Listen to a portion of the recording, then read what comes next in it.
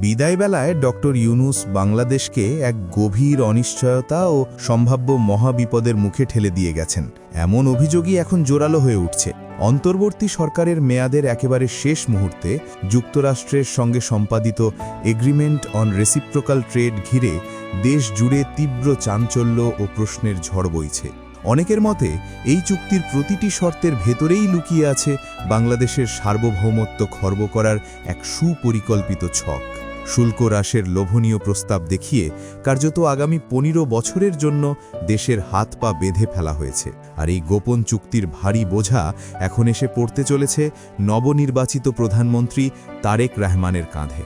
সবচেয়ে বড় প্রশ্ন, একটি অস্থায়ী সরকার কিভাবে দেশের দীর্ঘমেয়াদী ভবিষ্যৎকে প্রভাবিত করে এমন গুরুত্বপূর্ণ সিদ্ধান্ত নিতে পারে?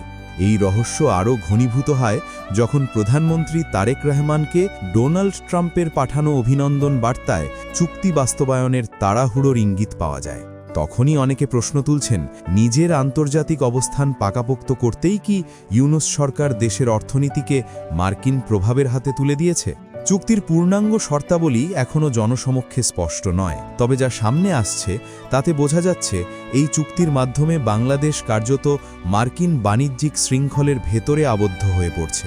শর্ত অনুযায়ী আগামী ১৫ বছরে প্রায় $15 বিলিয়ন জ্বালানি আমদানি এবং 14টি বোয়িং বিমান কেনা বাংলাদেশের জন্য বাধ্যতামূলক করা হয়েছে।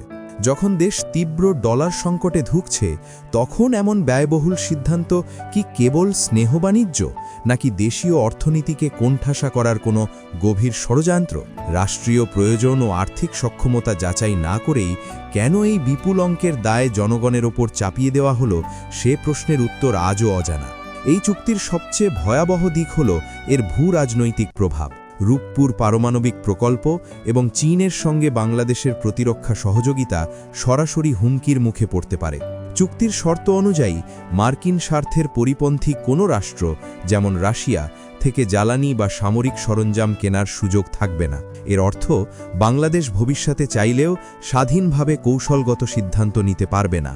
প্রতিরক্ষা ব্যবস্থা ও জ্বালানি নীতিকে কার্যত বিদেশি শক্তির হাতে তুলে দেওয়ার এক বিপজ্জনক কাঠামো রেখে গেছেন ইউনূস সরকার, এমনটাই মনে করছেন সমালোচকেরা।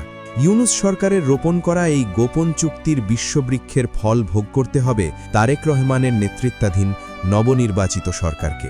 সামনে তাদের জন্য অপেক্ষা করছে পাহাড় সম চ্যালেঞ্জ।